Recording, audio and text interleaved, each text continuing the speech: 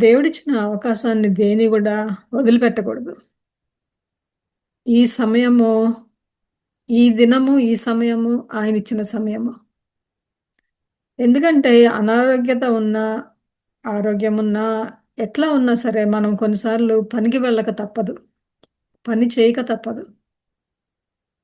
కానీ ఎందుకనో మనం దేవుని దగ్గరికి వచ్చేటప్పటికి మనకేంటిదంటే అనారోగ్యత ఏమన్నా ఉన్నా మనకెట్లా అనిపిస్తదంటే మనము బాలేదు గదా! అనారోగ్యంగా ఉన్నాం గదా! కాబట్టి ఇవాళ ప్రార్థన చేసుకోపోతే పర్వాలేదులే, ఈరోజు వాక్యం చెప్పపోతే పర్వాలేదులే అన్నట్టు మన హృదయంలో ఆ యొక్క శోధన అనేది ముందుగా వస్తది. అయితే నాకు ఏ వాక్యము లేదు. నాకు అసలు ఓపిక లేదు. మాట్లాడటానికి శక్తి లేదు.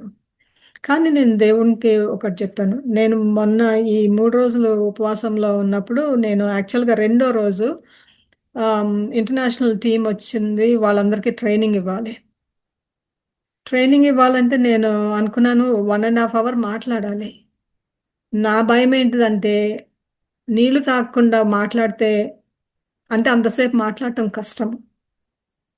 అదే ముఖ్యంగా నేను అనుకున్నాను, దేవా ఎవ్వరికీ తెలియకూడదు నేను ఫాస్టింగ్‌లో ఉన్నట్టు. కాబట్టి నేను ట్రైనింగ్ ఇచ్చేటప్పుడు ఎవ్వరికీ తెలియకూడదు. నాకు గొంతు పూడుకుపోకూడదు. ఎందుకంటే కొన్నిసార్లు గొంతు పూడుకుపోయినట్టు అయిపోతది నాకు.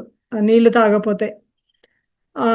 అని ఆహ్, అనుకున్నాను. ఆ రోజు అసలు శాంతి చేసినప్పుడు గూడా మా ప్రార్థనలన్నీ గూడా ఇట్లనే ఉంటాయి. ఎందుకు ఫోను ఎప్పుడు జేస్తామో, ఎందుకు జేస్తామో తెలీదు.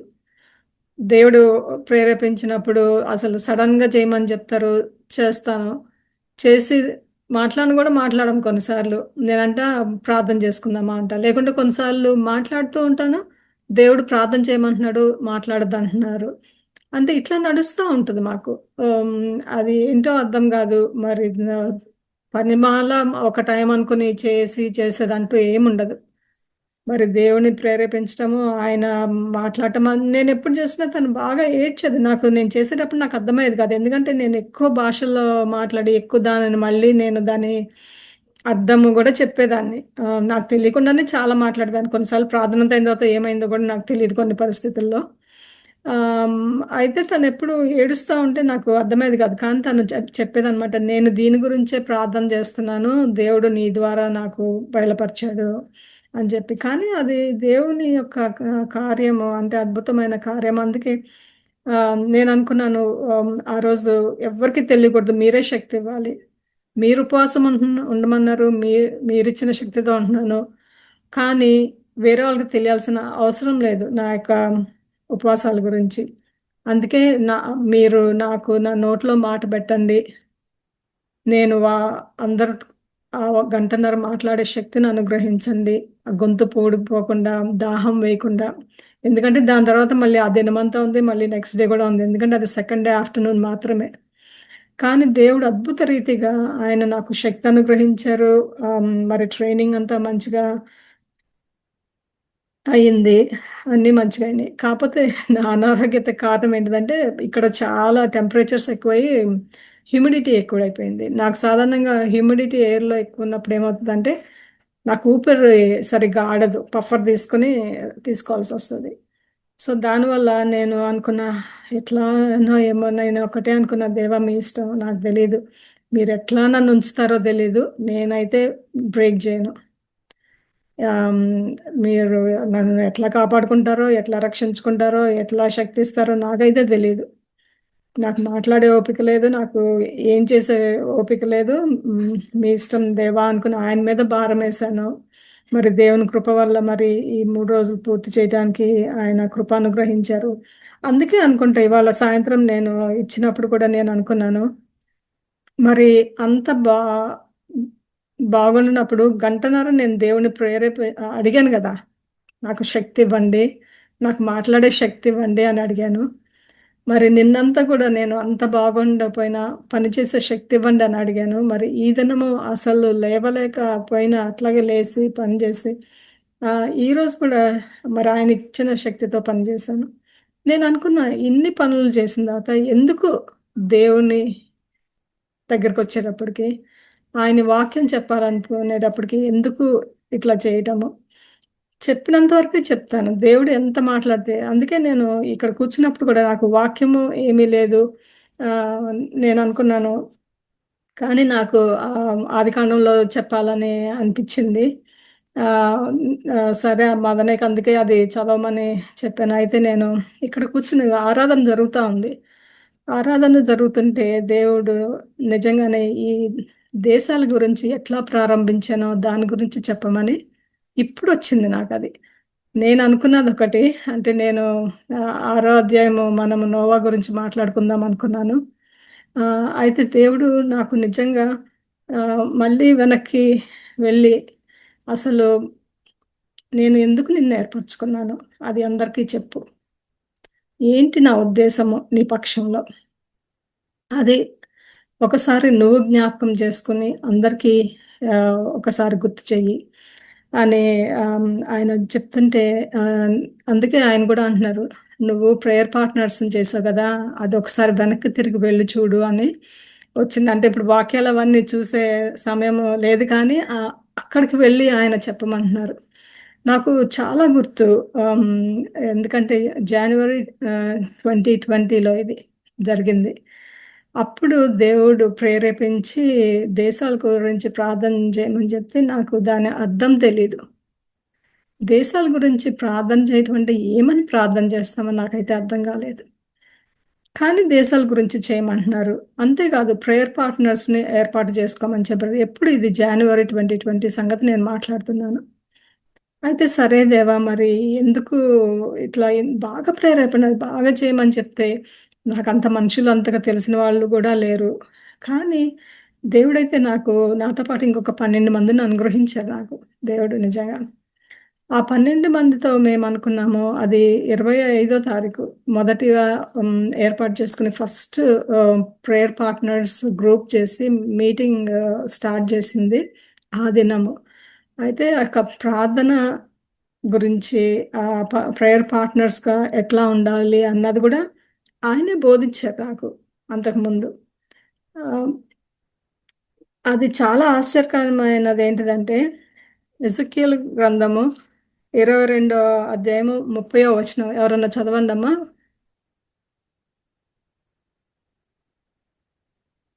ఎజెకియేలు 22, 30 అధ్యాయము.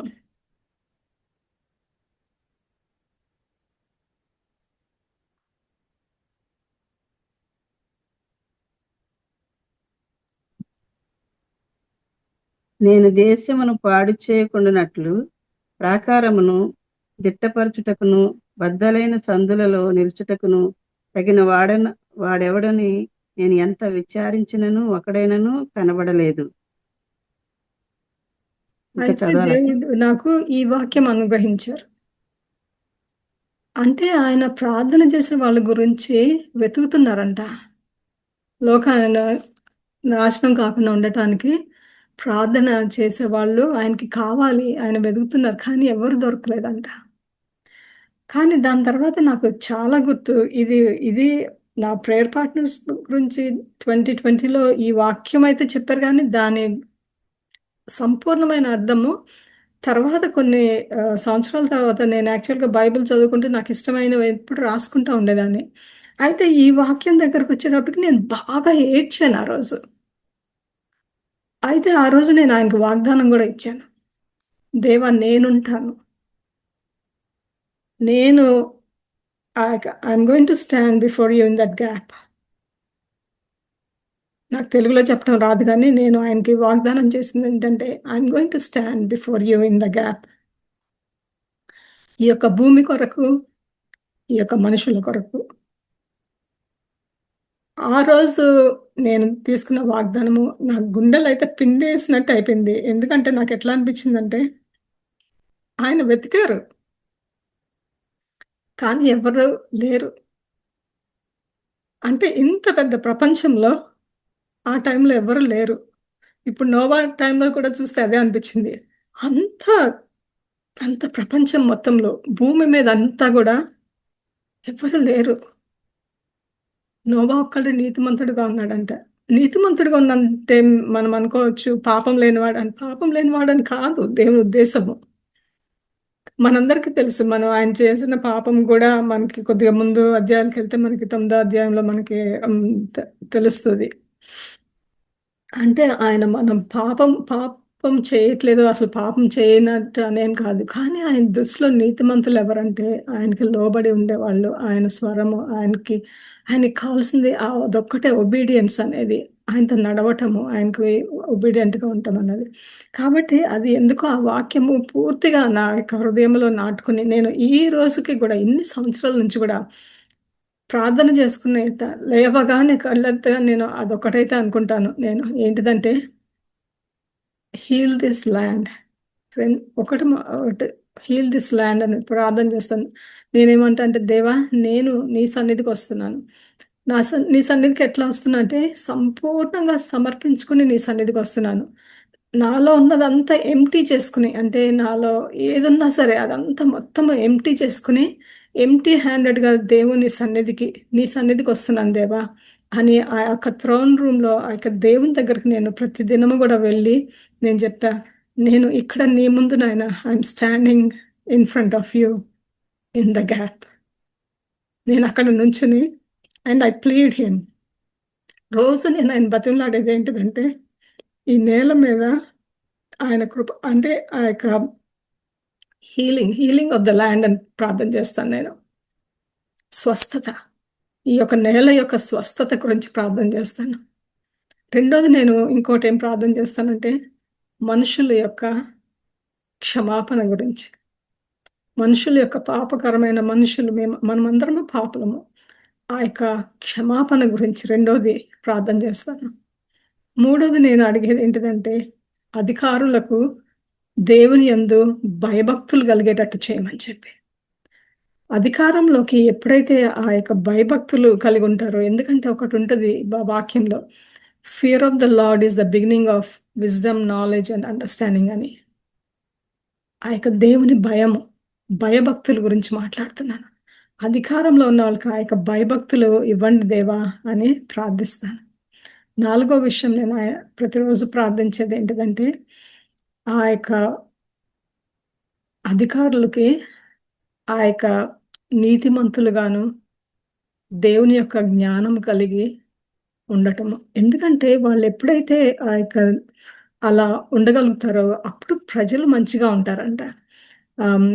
దానికి నాకు దేవుడు ఇచ్చిన వాక్యం ఏంటిదంటే, 1 తిమోతి రెండో అధ్యాయము 1-2 వరకు.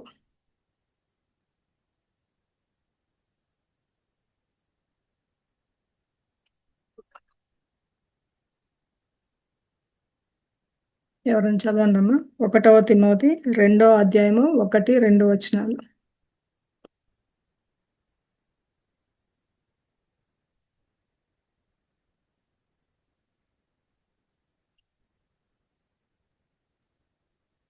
మొదటి తిమోతి 2వ అధ్యాయము.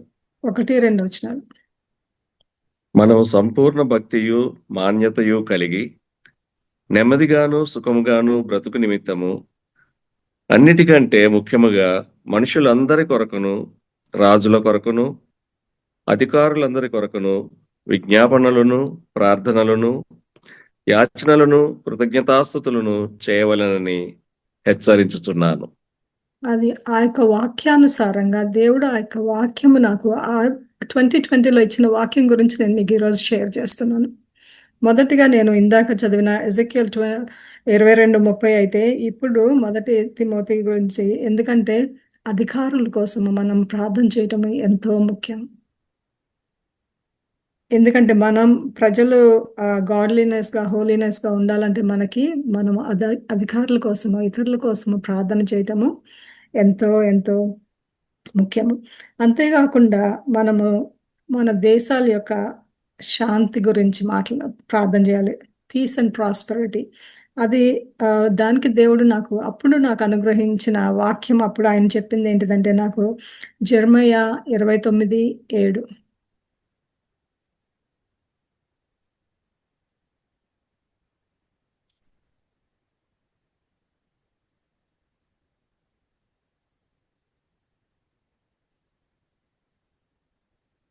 ఇర్మీయా 29:7వ అధ్యాయం.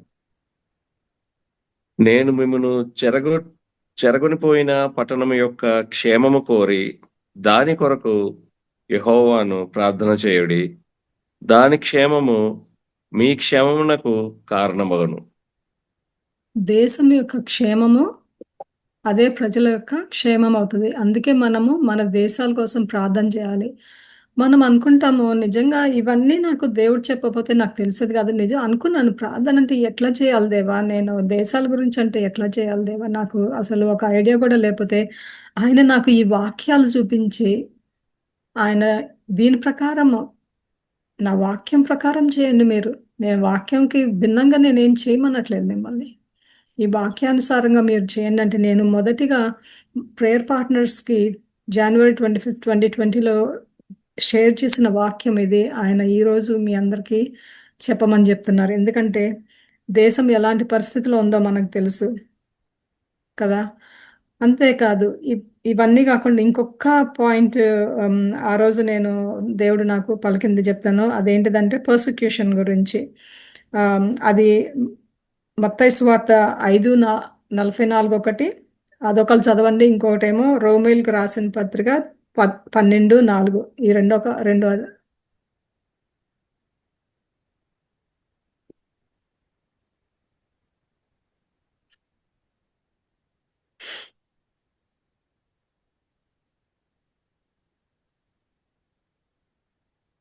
సువార్త 5:44.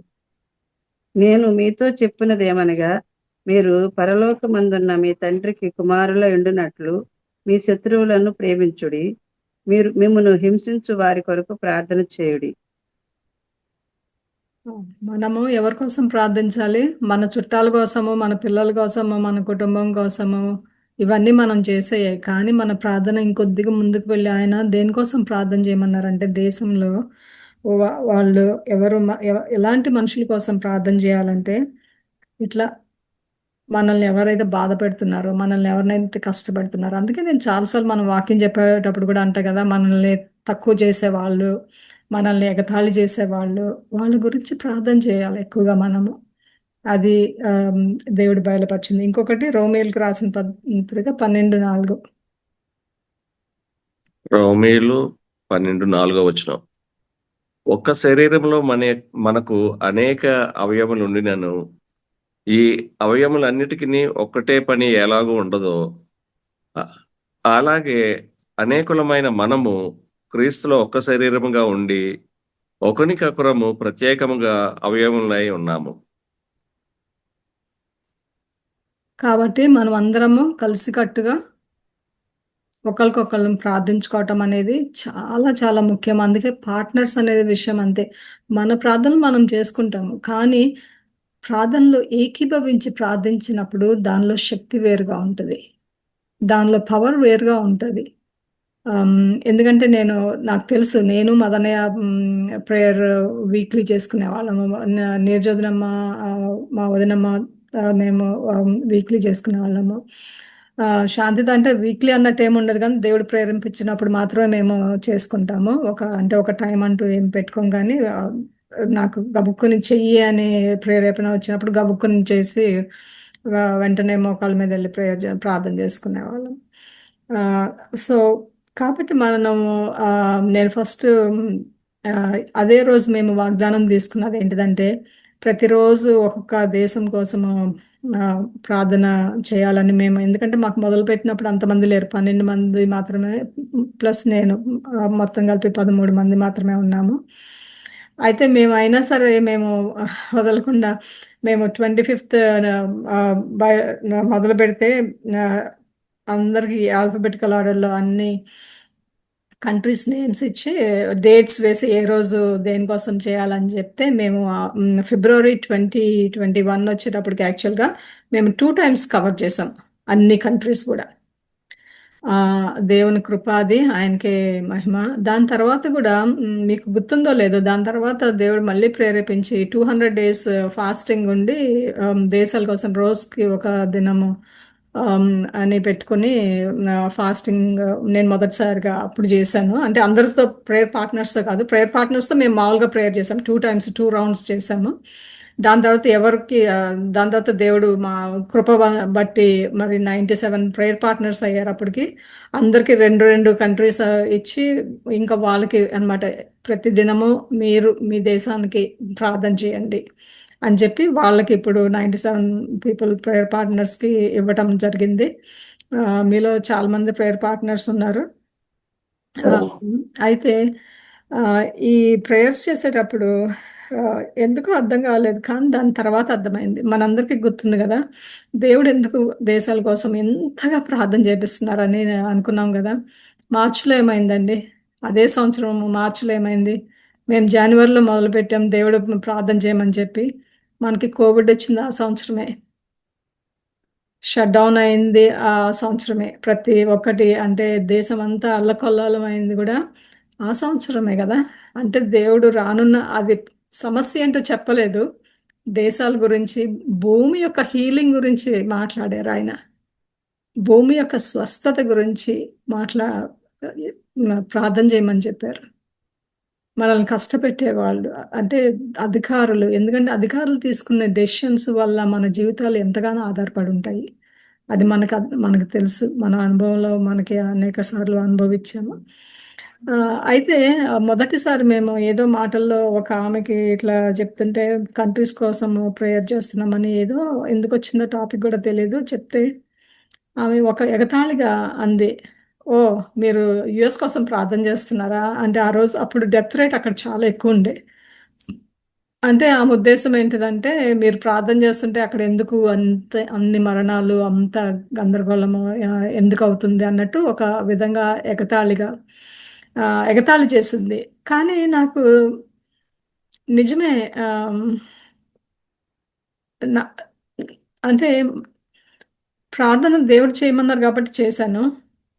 మనుషులకి అది ఎగతాళితనంగా ఉండొచ్చు.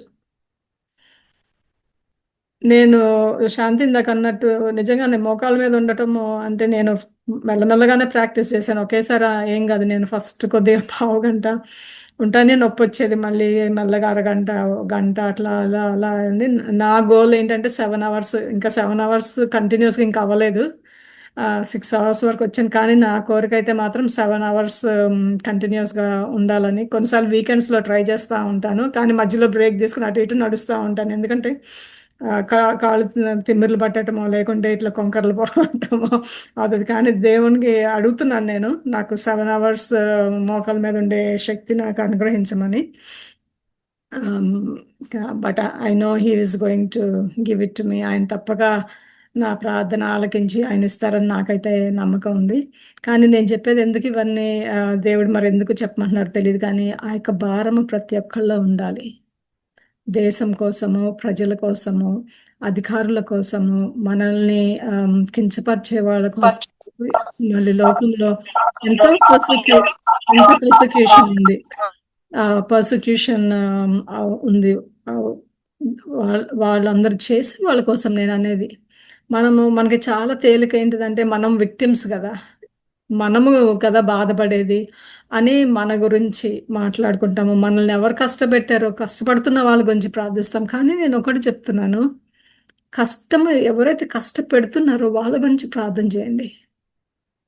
అది కష్టమే, అది చాలా కష్టము. ఎందుకంటే మనకి కోపం వస్తుంది వాళ్ళు ఎందుకు ఇట్లా చేస్తున్నారని. కానీ the fight is not hours, the fight belongs to God. మనము కాదు కదా తీర్పిచ్చే వాళ్ళము, మనము కాదు తీర్పర్లము. మన పని ఏంటిది అంటే ఎవరైతే మనల్ని కష్టపెడుతున్నారో, ఎవరైతే మన మన సంఘస్థులను, మన మన అన్నదమ్ములను, క్రైస్తవ బిడ్డలను, లేకుంటే కుటుంబంలో ఉన్న వాళ్ళని, మనల్ని ఎవరు కష్టపెడుతున్నారో వాళ్ళ కోసం ప్రార్థన చేయండి. వాళ్ళు రక్షణలోకి వచ్చేటట్టు ప్రార్థన చేయండి. ఇప్పుడు నా కోరిక ఒక్కటే, ఏంటిదంటే ఆయన రెండో రాకడికి అందరూ కూడా సిద్ధపడాలి. ఏ ఒక్క ఆత్మ కూడా తప్పిపోకూడదు. అదొక్కటే కోరిక నాకు. అందుకే నేను ఈ సంవత్సరము దేవుడు మళ్ళీ ప్రేరేపించారు నన్ను దేశాల కోసము ఉపవాసం ఉండి ప్రార్థన చేయమని. అయితే ఈసారి కొద్దిగా డిఫరెంట్గా చేసింది ఏంటిదంటే, నేను దేశం కోసం చేసినప్పుడు నేను మాంసాలు ఏమి తినను. ఆ రోజు మాత్రం వెజిటేరియన్ నేను. ఏ రోజైతే చేస్తానో ఆ కంట్రీ కోసం చేసినప్పుడు మాత్రం నేను ఆ రోజు వెజిటేరియనే తింటాను, ఒక పూట తింటాను. నేను ఎందుకు ఇది చెప్తున్నానంటే దేవుని ప్రేరేపణ అది అంటే మన వల్ల అయ్యేది కాదు. మనకి ఇలాంటి తలంపులు కూడా రావు. మన కుటుంబము, మన పిల్లల కోసము, మన భర్తలు లేకుంటే భార్య, పిల్లలు, చుట్టాలు, లేకుంటే సంఘంలో ఏమన్నా ఉన్న సంఘం అందరూ కలిసి ఆ ఉపవాసం ఉండటము ఇవి మనకి అలవాటే. కానీ ఆ, చాలా డిఫరెంట్గా దేశాల కోసం అనేటప్పటికి ఇది వేరుంటుంది. అయితే దేవుడు నాకు ఈ సంవత్సరము నేను మొదటిగా మొదలుపెట్టినప్పుడు అంటే మీ అందరికీ కొద్దిగా సిల్లిగా అనిపించవచ్చు, కానీ నా హృదయం నేను మీకు షేర్ చేస్తున్నాను నేను ఏం చేస్తున్నాను. నేను ప్రతి ఏ రోజైతే ఏ ఏ కంట్రీ అయితే తీసుకుంటానో ఒక చిన్న కార్డ్ అంటే నా బుక్లో నేను రాసుకుంటున్నాను. ఏంటిదంటే ఆ యొక్క దేశంలో ఉన్న ప్రతి ఒక్కళ్ళు కూడా రక్షణలోకి రావాలి, ఏ ఆత్మ కూడా తప్పిపోకూడదు. అది and in the power of the blood of Jesus, దేవుని రక్తము, యేసుక్రీస్తు రక్తము బట్టి నేను ఐఎమ్ డిక్లేరింగ్ ఇట్. నేను బతిమలాడట్లేదు, ఐఎమ్ డిక్లేరింగ్ ఇట్. అది డిఫరెన్స్ ఉంది కదా. మనం దేవా దేవా దేవా అంటాం వేరు, ఇంకొకటి ఏంటంటే దేవుడు మనకిచ్చిన ఆ యొక్క పవర్, మనలో ఉన్న ఆ, ఇది మనం దేవుని పిల్లలం కదా, వీ కెన్ డూ మోర్. మనం ఎంతో చేయొచ్చు. అయితే నేను ప్రతి రాసుకున్నప్పుడు నేను నేను ప్లీజ్ అని నేను దేవుడిని అడగట్లా, నేనేమంటే డిక్లేర్ చేస్తున్నాను. I declare and I decree.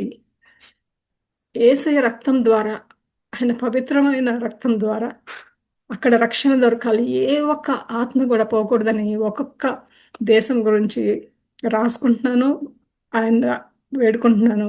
అంతేకాకుండా ఒక చిన్న కార్డ్, అంటే ఇది స్పిరిచువల్గా నేను చెప్తున్నాను, ఫిజికల్గా రాసుకుంటున్నాను కానీ స్పిరిచువల్గా ఆ యొక్క కార్డు మీద ఆ రోజు కంట్రీ ఏదైతే అది కంట్రీ అది తీసుకుని వెళ్ళి ఆ థ్రోన్ రూమ్లోకి వెళ్ళి ఆ యొక్క దేవుని అక్కడ ఆ థ్రోన్ ఉంటుంది కదా, అక్కడ నేను పెట్టొస్తున్నాను రోజు.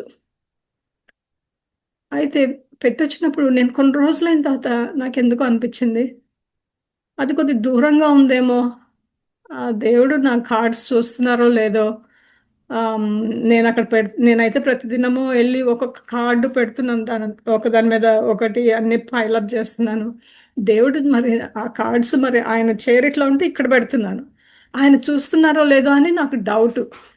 అయితే డౌట్ వచ్చి నేను ఏం చేశాను, ఆ డౌట్ ఎప్పుడైతే నాకు మనసులో వచ్చిందో అది కార్డ్స్, ఆ స్టాక్ కార్డ్స్ ఉన్నాయి కదా, అవన్నీ మెల్లగా తీసి ఏం చేశానంటే ఆయన అంగీ ఉంటుంది కదా, ఆయన ఆ, ఆయన మ్, ఆ ఆ అంగీ ఎక్కడుంటుందో మెల్లగా అవన్నీ కార్డ్స్ అన్ని తీసుకుని వచ్చి ఆయన అంగీ దగ్గర పెట్టా.